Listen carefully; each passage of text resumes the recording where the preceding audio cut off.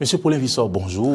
Bonjour Maurice. Merci d'avoir accepté notre invitation. Vous êtes bien sûr le deuxième commissaire aux comptes de l'UDBN. Vous êtes l'un des 12 délégués de l'UDBN ayant participé au dialogue politique du 10 au 12 octobre 2019. Quelles étaient les attentes de l'UDBN de ce dialogue politique, Paulin Vissor? Merci beaucoup pour l'invitation. Avant que de répondre à votre question, vous me permettrez très rapidement de faire deux préalables. Le tout premier, c'est de rappeler que le 29 avril 2019, donc au lendemain des élections législatives, l'UDBN, l'Union démocratique pour un Bénin nouveau, a sorti un premier communiqué. Au travers de ce communiqué, le parti invitait la classe politique à s'asseoir pour décrypter le message envoyé par les électeurs lors des élections du 28. Et le 3 mai, donc au lendemain des événements malheureux du 1er et 2 mai, nous avions également, appelé à la paix. Appelé à la paix, donc au travers d'un second message, appelé au dialogue et à la paix. Et donc, ce sont deux alertes qui, si elles avaient été entendues, eh bien, on aurait évité un certain nombre de situations. Et tout ça a été rendu possible parce que nous avons à la tête de l'UDBN, justement, une femme. Et vous me permettrez de la féliciter, parce que lorsque vous connaissez les pesanteurs sociologiques béninoises, vous pouvez déjà imaginer les intrigues et les diatribes auxquelles elle fait face quotidiennement dans le cadre de la mission. Oui. Disons qu'elle s'est assignée, à savoir conduire un parti politique. Donc au Bénin, aujourd'hui, en tout cas à l'heure où nous parlons, il y a une seule femme qui soit présidente d'un parti politique au Bénin, c'est bien Madame Prudencio Afiavi Claudine. Donc, sur votre question, les attentes, elles étaient simples, hein, puisque nous étions déjà dans la perspective du dialogue, malgré, et ça il faut le souligner encore, malgré notre douloureuse exclusion à la participation des élections. On aurait pu, comme certains ont voulu le faire, on aurait pu appeler à un forcing. Oui. Mais nous avons, au sein du parti, conservé une attitude responsable. Et donc, c'est avec beaucoup de plaisir que nous avions accueilli la proposition du chef de l'État invitant à ce dialogue qui effectivement s'est déroulé pendant 3 jours et globalement nous sommes très satisfaits et c'est sûr que nous irons de façon concrète vers les propositions de l'UDBN. Tout à fait. Et propositions, on va dire, qui près de 95% les propositions ont pu obtenir l'adhésion de la plupart des partis ayant pris part à ce dialogue. Justement parce que nous étions convaincus que ce n'est que par le dialogue que nous allons pouvoir nous en sortir. Et ce dialogue, ce n'est pas un jeu, ce n'est pas un plaisir, c'est une obligation constitutionnelle. L'article 36 de la Constitution du Bénin nous l'impose d'ailleurs. Et donc, c'est fort de tout ça que la participation de l'UDBN, elle a été, on va dire, citoyenne et volontaire. Donc, nous étions constants, tous les 12 délégués étaient présents du début jusqu'à la fin. Vous l'avez dit, la patience de l'UDBN, malgré, bien sûr, l'exclusion à la participation des joutes électorales, vous avez appelé à la paix, donc ça veut dire que votre posture a payé. Aujourd'hui, l'UDBN a eu le récépissé définitif, ce qui l'a amené à participer au dialogue politique. Et donc, dites-nous, quelles étaient de façon concrète les apports, les propositions de l'UDBN? Nous avons eu les échos, en étant hors de la salle, que l'UDBN a joué un grand rôle dans les propositions. Qu'avez-vous proposé? Alors, tout à l'heure, nous sommes appesantis sur la question de l'équité. Et sur le volet équité, il y a eu deux aspects. Il y a l'équité relativement à la participation, à l'implication des femmes dans les instances de prise de décision. Et sur ça, précisément, nous avons été audacieux à l'UDBN parce que nous avons proposé un taux de 40% de participation, ce qui est vraiment, comment dire, vraiment osé. Et ça, systématiquement, beaucoup de partis ont saisi la perche et on en a débattu. Le principe a été retenu. Souhaitons que, effectivement, nous puissions le concrétiser. Deuxième point du volet équité, c'est par exemple au niveau démographique. On a des circonscriptions électorales, par exemple la 6e, où se trouve Calavi, où il faut un nombre vraiment énorme d'électeurs avant que de pouvoir décrocher un siège, par exemple, à l'Assemblée nationale. Et alors que, avec ce même nombre, vous pouvez, dans d'autres circonscriptions électorales, obtenir 2 à 3 sièges, pourquoi pas. Et donc, par rapport à ça, nous avons estimé qu'il y a un genre on va dire, un genre d'équilibre qu'il faut apporter au niveau des circonscriptions électorales pour que, plus ou moins, tout le monde soit au même pied d'égalité. Autre point, c'est par exemple le quitus fiscal.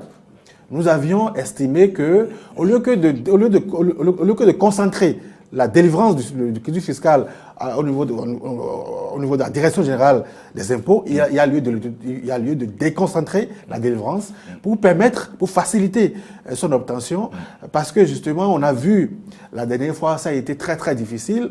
D'abord, des gens qui n'étaient peut-être pas dans le besoin d'aller aux élections ont également exprimé le besoin. À cela se sont ajoutés, j'allais dire, les candidats.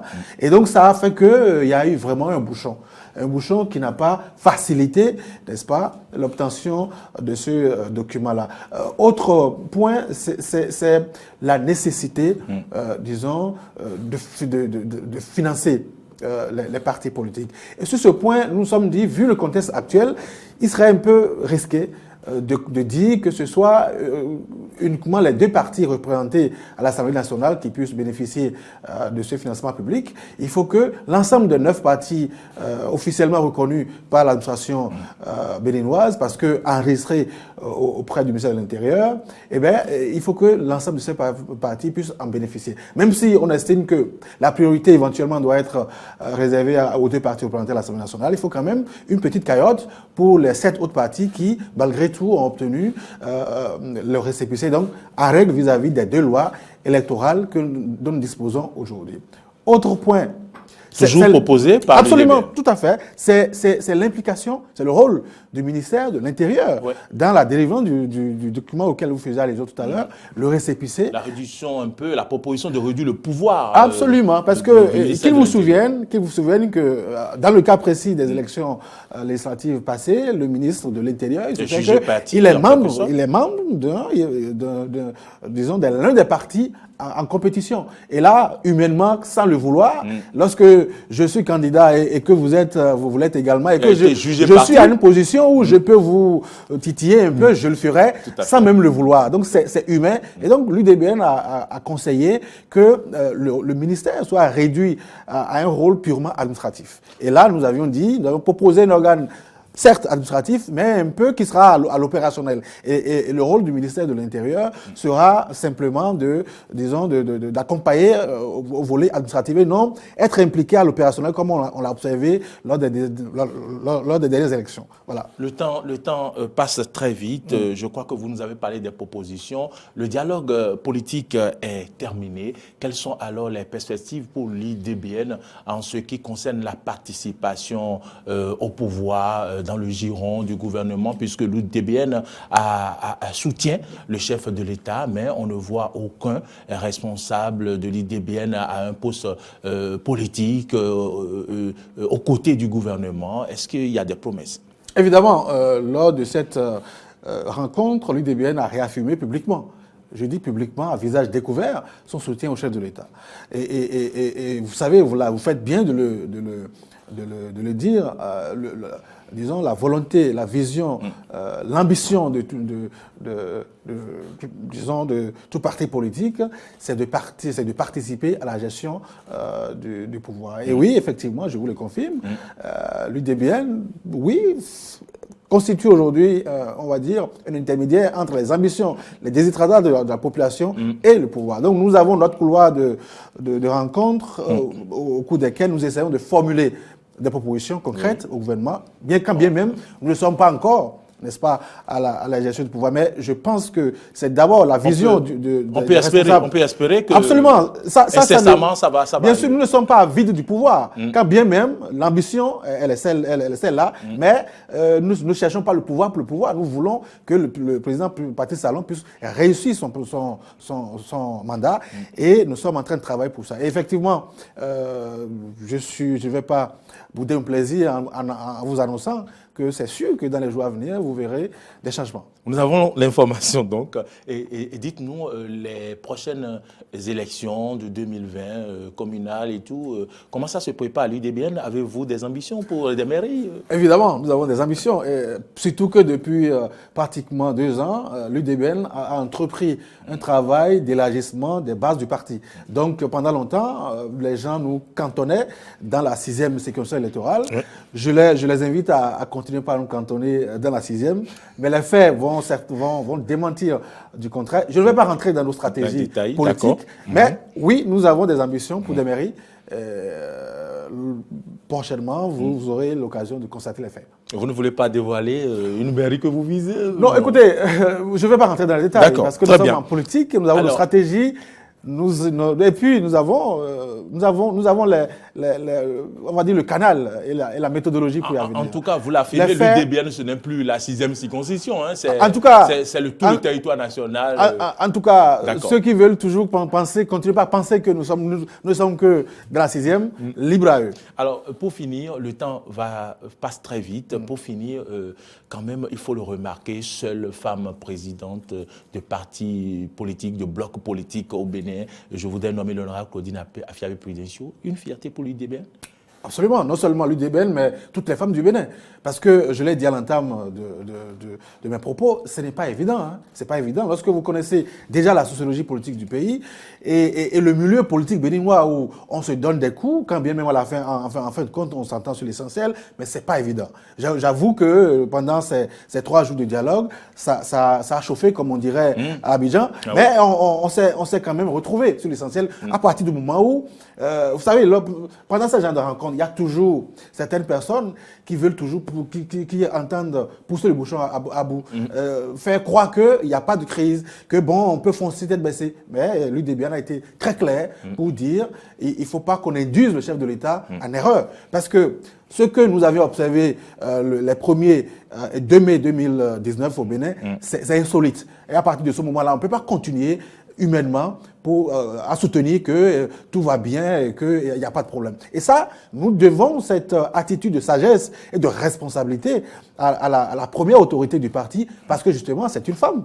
Et c'est une femme et mère au foyer. Et vous savez très bien que nos mamans ont toujours une vision anticipative, une vision prospective. Et c'est rare d'avoir une femme qui adopte une position va-t-en-guerre, une position jusqu'au boutiste, et c'est ce qui a payé. Simplement. Donc je crois que c'est tout naturel, c'est à l'actif, non seulement de l'UDBN, mais de toutes les femmes du Bénin. C'est déjà fini, Paulin Vissot, mais avant de partir, un clin d'œil au porte-parole des 12 délégués. Je voudrais nommer Maître Cyril Djikui, qui devait être avec nous sur ce plateau, que vous avez valablement remplacé, que la modestie ne vous étouffe.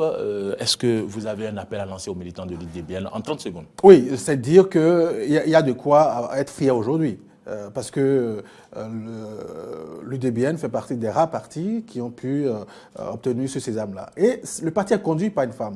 Et je dis, même si, vous savez, nous sommes relativement plus jeunes, parfois nous sommes plus fougueux, nous mettons la pression et tout, mais elle a toujours l'attitude qu'il faut, l'attitude de mère pour dire, écoutez les gars, calmez-vous, nous allons nous en sortir.